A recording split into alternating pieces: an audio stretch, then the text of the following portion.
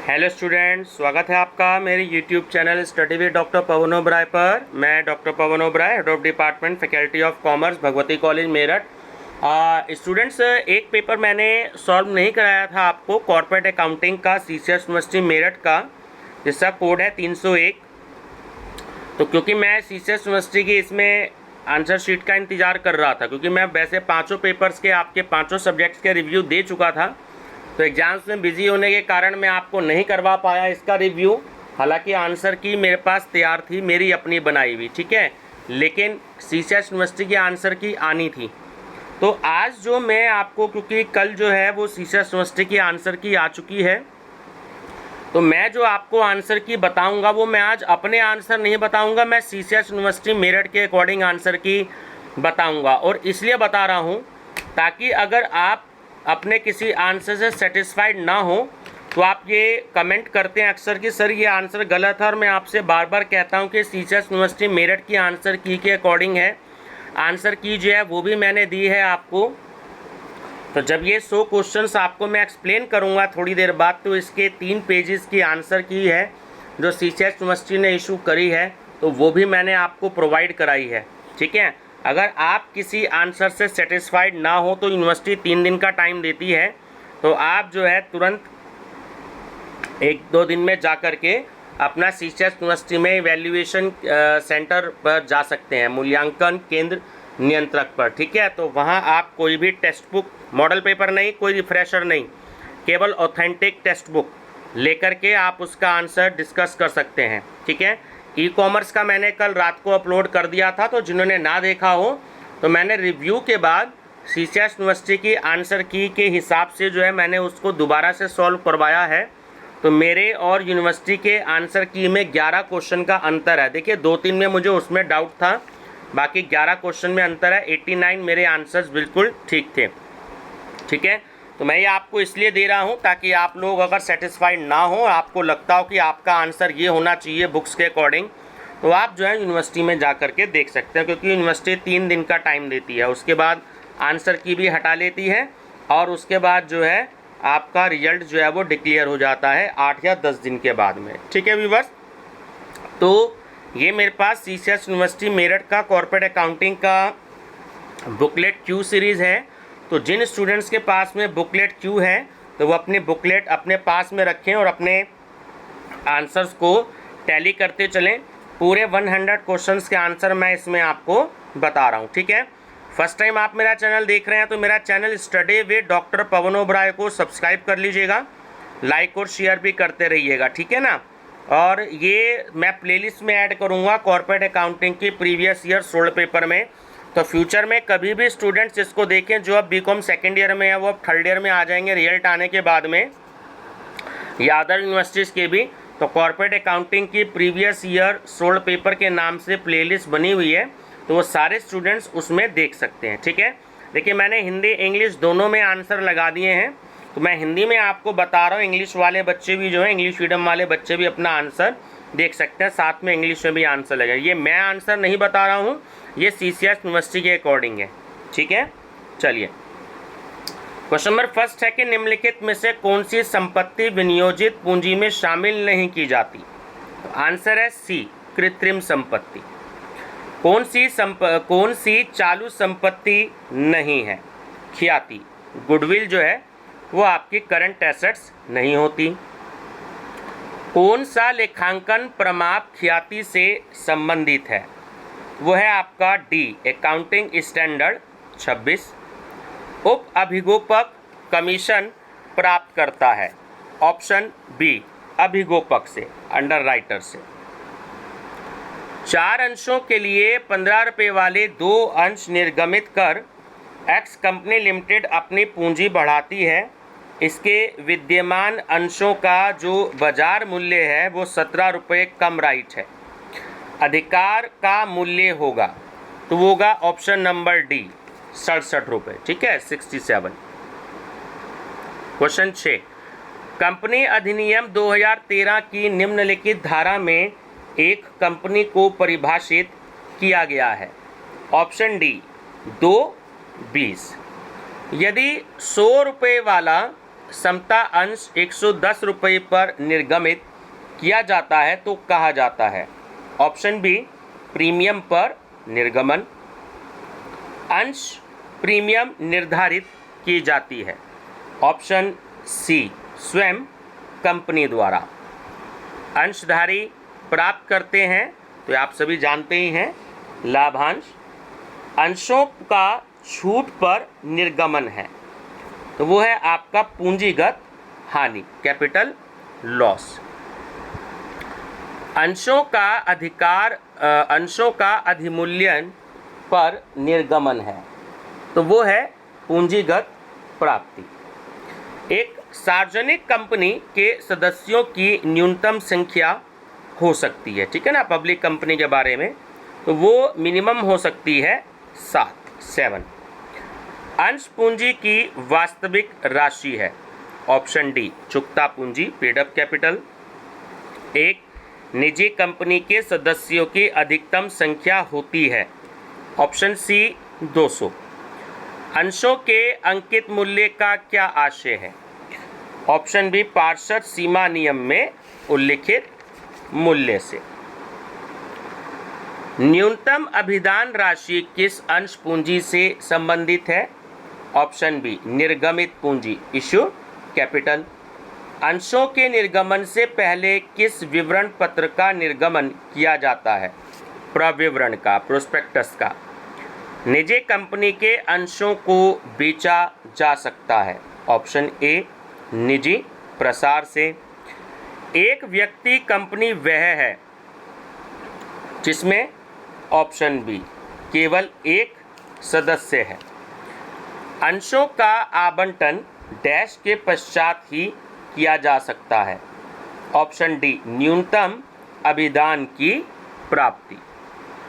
एक कंपनी निर्गमित नहीं कर सकती तो ऑप्शन सी अशोधनीय पूर्वाधिकार अंशों को, ठीक है ना, जो इरेडीमेबल प्रेफरेंस शेयर है उसको कंपनी निर्गमित नहीं कर सकती।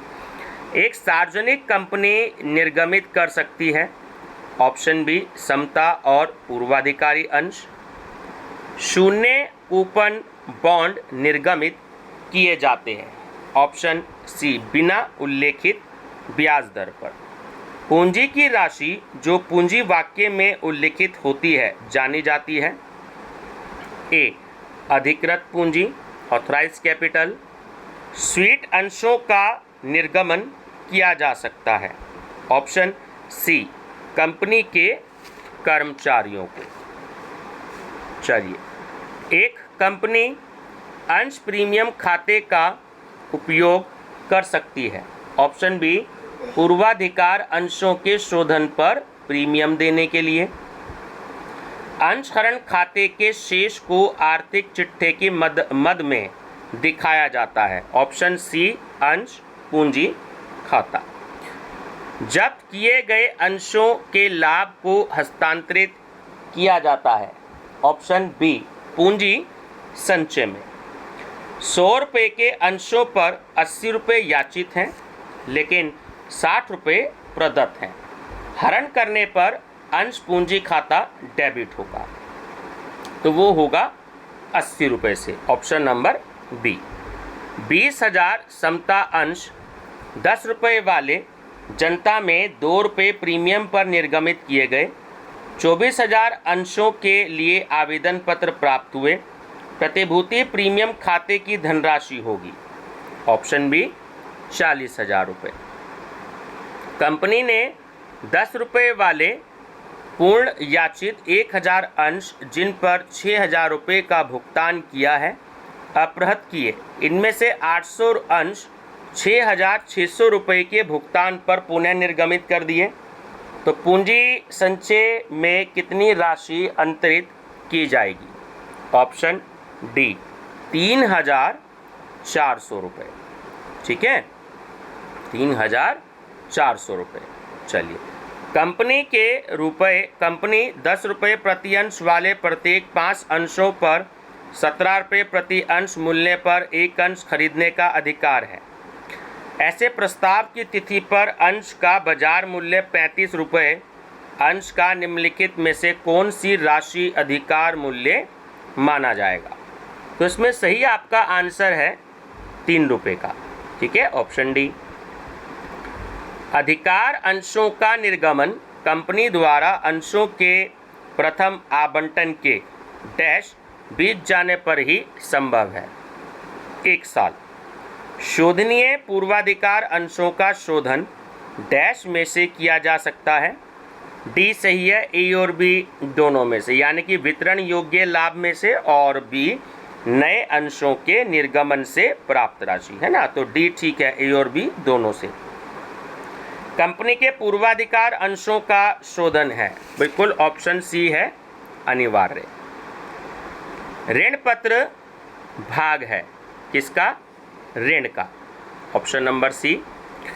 कंपनी ने 5,50,000 रुपये की संपत्ति क्रय करने के बदले 5,25,000 रुपये के ऋण पत्र निर्गमित किए। इस केस में 25,000 रुपये माना जाएगा, तो माना जाएगा ऑप्शन डी पूंजी संचय, कैपिटल रिजर्व। ऋण पत्रों पर ब्याज है तो निश्चित दर होती है। कंपनी ने 1,000 रुपये का ऋण पत्र 950 रुपये में खरीदा, तो 50 रुपये के अंतर को माना जाए। बी ऋण पत्र शोधन पर लाभ। ऋण पत्र जिन्हें कंपनी की पुस्तकों में रिकॉर्ड नहीं किया जाता कहलाता है, ऑप्शन बी वाहक ऋण पत्र, बियरर डिबेंचर। ऋण पत्र निर्गमित किए जाते हैं, ऑप्शन डी करेक्ट है।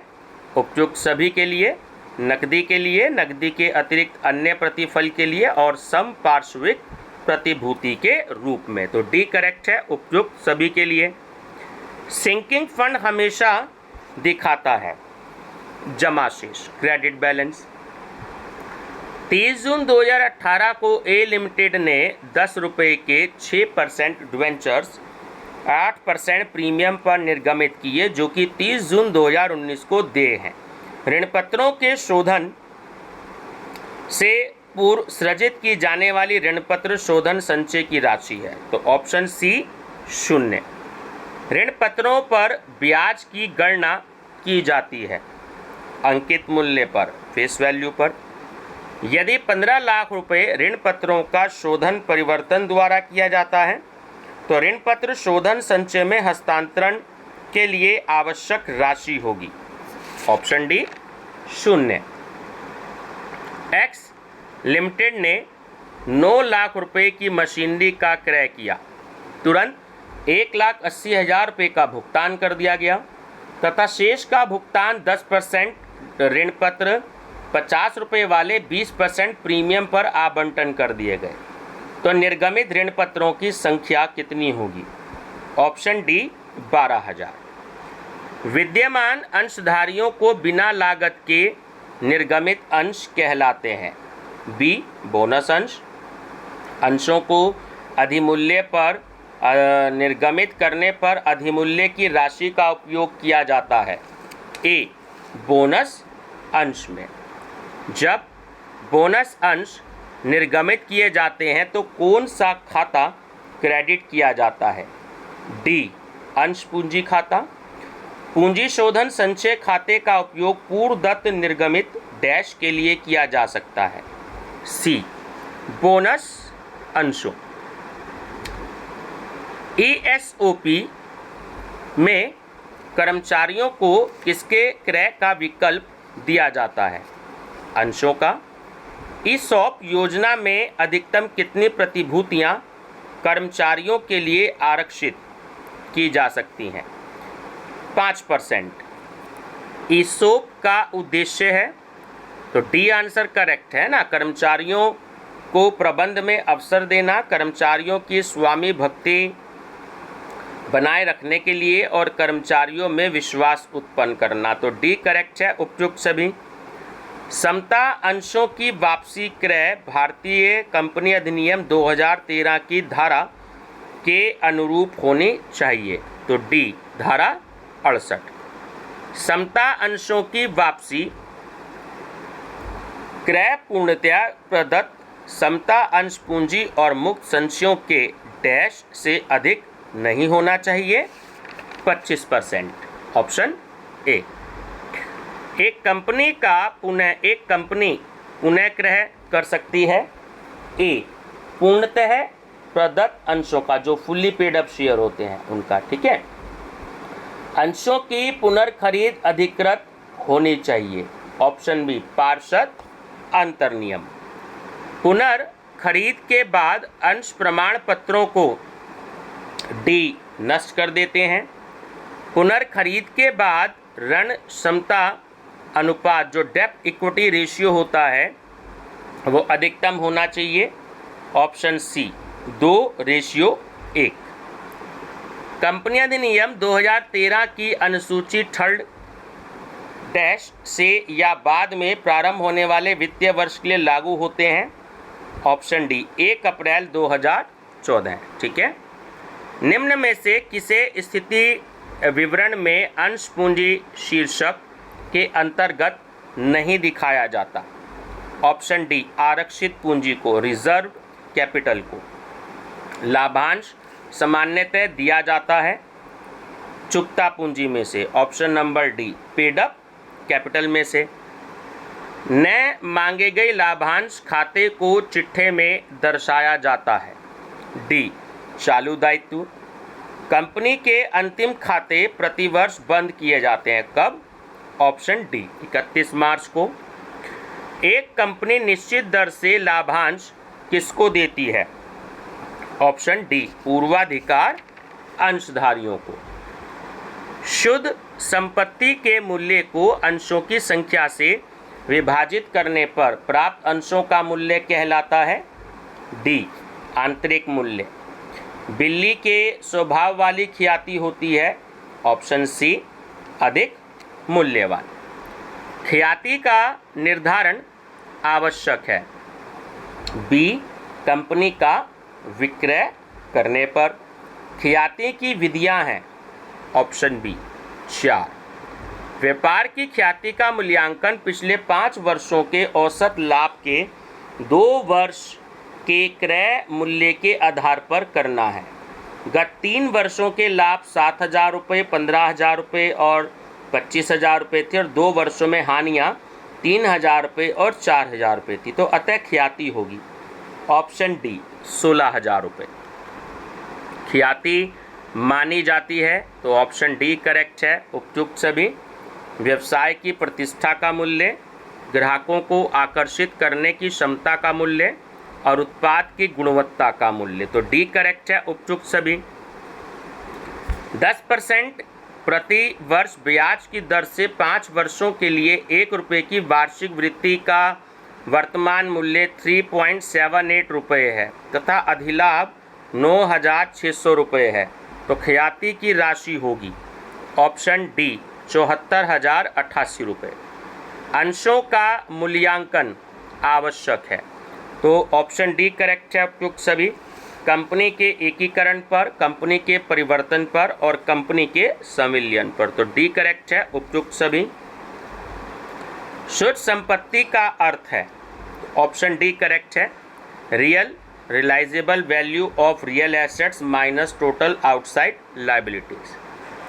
संपत्ति मूल्यांकन विधि को भी जाना जाता है, तो तीनों ही नाम है। ऑप्शन डी, उपयुक्त सभी। पूंजी मूल्यांकन विधि, समता आधार पर मूल्यांकन विधि और समापन मूल्य विधि, तो डी करेक्ट है। उपयुक्त सभी। स्थायी संपत्ति 4 लाख रुपये, चालू संपत्ति 1,50,000 रुपये, चालू दायित्व 50,000 रुपये, 8% ऋण पत्र पर 1,50,000 रुपये, संचय 50,000 रुपये। शुद्ध संपत्ति होगी, कितनी होगी? ऑप्शन डी, 3,50,000 रुपये। समता अंशधारक कंपनी के क्या होते हैं? जो इक्विटी शेयर होल्डर होते हैं, स्वामी होते हैं। Option number D. अब ये देखिए क्वेश्चन दिया है आपको न्यूमेरिकल में, सीधा आंसर बता देता हूँ इसका, वीडियो पॉज करके देख लीजिएगा। हालांकि बुकलेट आपके पास होगी, ठीक है। तो ऑप्शन नंबर सी करेक्ट है, 32। सामान्य प्रत्याय दर तथा मूल्य अर्जन अनुपात के बीच संबंध होता है। ऑप्शन बी विपरीत। एक डैश कृत्रिम वैधानिक व्यक्ति है जिसके अविच्छिन्न क्रमबद्धता एक सार मुद्रा के साथ कानून द्वारा निर्माण हुआ है? तो ऑप्शन बी कंपनी। सामान्यतः प्रतिफल दर का आशय है। सी उद्योग जिसमें कंपनी कार्यशील है में प्रचलित प्रतिफल। अभिगोपक हो सकता है, तो देखिए एक कंपनी भी, एक फर्म भी और एक व्यक्ति भी, तो डी आंसर है इनमें से कोई भी। अंशों के निर्गमन के संबंध में अभिगोपन कमीशन कितने % से अधिक नहीं हो सकता? Option B 5%। चिन्हित आवेदन हैं, ऑप्शन बी जिन पर अभिगोपक का चिन्ह हो। अभिगोपन है, ऑप्शन ए गारंटी का अनुबंध। नेक्स्ट है, पीके लिमिटेड ने 100 रुपये वाले 10,000 अंशों को निर्गमित किए जिसको रमेश द्वारा अभिगोपित किया गया। कंपनी अधिनियम 2013 के अनुसार रमेश को कितना अभिगोपित कमीशन मिलेगा? ऑप्शन बी 50,000 रुपये। ए बी लिमिटेड के 52% अंशों की धारक है ए लिमिटेड, तो ए लिमिटेड क्या होगी? जाहिर बात है सूत्रधारी कंपनी है। मिश्रित चिट्ठे में नहीं दर्शाया जाएगा क्या? अंतर कंपनी व्यवहार, इंटर कंपनी ट्रांसैक्शन। अल्पमतधारियों के हित में सम्मिलित होता है, तो ऑप्शन डी करेक्ट। उपयुक्त सभी अंश पूंजी में भाग, पूंजीगत लाभ में भाग और आयगत लाभ में भाग, तो डी करेक्ट है। उपयुक्त सभी। सूत्रधारी एवं सहायक कंपनी अपने लेखा पुस्तकें रखते हैं, ऑप्शन ए धारा 129। सूत्रधारी कंपनी और सहायक कंपनी का एकीकृत चिट्ठा बनाया जाता है, किसके अनुसार? सी अकाउंटिंग स्टैंडर्ड 21 के अनुसार। सहायक कंपनी में क्रय के पूर्व के लाभ को माना जाता है, ऑप्शन बी पूंजीगत लाभ। 93 का आंसर है आपका ऑप्शन सी 1250। यदि एक सूत्रधारी कंपनी अपनी सहायक कंपनी के अंशों का विक्रय करती है तो हानि डेबिट की जाएगी, किसमें? लाभ हानि खाते में, ऑप्शन ए। चलिए 95 क्वेश्चन है, इसका आंसर है ऑप्शन नंबर डी 1,15,000 रुपये और 2,500 रुपये। क्रय प्रतिफल का शुद्ध संपत्ति पर आधिक्य क्या कहलाता है? Excess of net assets over purchase consideration is called, option A goodwill. ऋण पत्रों पर छूट है, ठीक है, तो वो है ऑप्शन बी लाभ पर प्रभाव। ऋण पत्रों पर देय ब्याज है, ऑप्शन बी कंपनी के लाभों के विरुद्ध प्रभार। ऋण पत्र है, ऑप्शन ए ऋण का प्रमाण पत्र, सर्टिफिकेट ऑफ लोन। और लास्ट क्वेश्चन है, एक धनदाता है तो वो है अंशधारी, है ना, शेयर होल्डर। तो स्टूडेंट्स ये थे आपके पूरे 100 क्वेश्चन, ठीक है। और ये सीएचएस यूनिवर्सिटी ने जो आंसर की इशू कर रखी है, ठीक है, ये भी मैंने इस वीडियो में आपको प्रोवाइड कराई है। जो न्यू लिखा है इसका मतलब न्यू है। ये मैंने टिक लगा रखा है क्यू पर, इसलिए क्योंकि क्यू मैंने आपको जो है बुकलेट मेरे पास क्यू अवेलेबल थी तो मैंने आपको क्यू कराई है, इसलिए क्यू पे मैंने टिक लगा रखा है। आप वीडियो पॉज करके देख सकते हैं, ठीक है। ये भी मैंने लास्ट में इस वीडियो में दे दी है। आपके पास जो अपनी अपनी बुकलेट हो तो आप उससे भी वीडियो पॉज करके इसमें टैली कर सकते हैं, ठीक है। ये आपके यहाँ पे 36 तक हैं। ये देखिए स्टैंप लगी हुई होती है मूल्यांकन केंद्र नियंत्रक की। अगर आप किसी आंसर से सेटिस्फाइड नहीं हैं तो आप वहाँ जा सकते हैं। केवल यूनिवर्सिटी 3 दिन का समय देती है। तो ये आपका सेकंड पेज है, इसमें 37 से स्टार्ट है, ठीक। तो वीडियो पॉज करके आप अपनी अपनी बुकलेट के भी आंसर देख सकते हैं, वैसे मैंने बता दिए हैं। तो इसमें आपके जो आंसर हैं वो हैं आपके 76 तक। और ये लास्ट पेज है, इस पर भी देखिए मैंने क्यू सीरीज़ पे आपको टिक लगा रखा है। तो ये आपके पूरे 100 आपके आंसर हो गए, ठीक है। क्योंकि मैंने कल जो था जो बीकॉम सेकेंड ईयर का जो जनरल अवेयरनेस का मैंने क्वेश्चन पेपर टैली करवाया है उसमें कम से कम 6-7 सीएचएस यूनिवर्सिटी ने आंसर जो हैं वो गलत किए हुए हैं, ठीक है। जो कि आंसर गलत नहीं होने चाहिए तो वो गलत किए हुए हैं, इसलिए मैंने वो बुकलेट जो थी वो बता दिया था बच्चों को। रिव्यू देने के बावजूद भी मैंने दोबारा बताया। 2-3 आंसर तो मेरे गलत थे क्योंकि मेरे को डाउट था, मैंने पहले ही यह दिया था, लेकिन 6-7 आंसर CCS यूनिवर्सिटी के उसमें गलत हैं। ठीक है व्यूअर्स, तो फ्यूचर में बच्चे देखें तो वो भी देख लीजिएगा कि यूनिवर्सिटी के आंसर कभी कभी गलत भी होते हैं, ऐसी बात नहीं है। तो इसलिए मैं जो भी कोई प्रीवियस ईयर क्वेश्चन पेपर आपको देता हूँ, उनके आंसर देता हूँ, तो वो मैं यूनिवर्सिटी के आंसर की के अकॉर्डिंग ही देता हूँ, ताकि आप लोग कमेंट ना करें कि सर आपका ये आंसर गलत है। ठीक है ना, तो मैं आंसर की के अकॉर्डिंग आपको आंसर देता हूँ। ठीक है व्यूअर्स, थैंक यू।